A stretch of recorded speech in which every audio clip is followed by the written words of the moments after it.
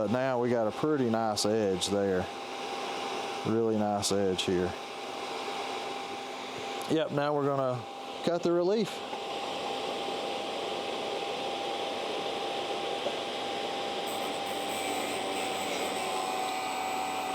You can't really turn this, so I just kind of rock it back and forth as it's going in.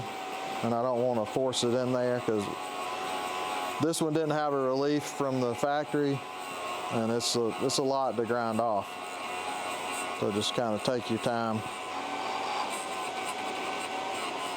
But you'll get it in like that. It's all the way in. It's not grinding anymore. I'll pull it out, go to the other side, do the same thing.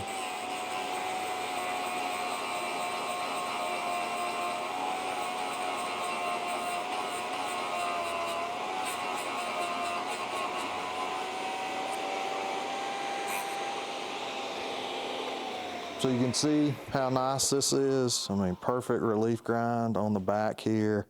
Our web thickness is really even. This is better than what they come from the factory. I mean, this thing, for what it costs, is truly amazing.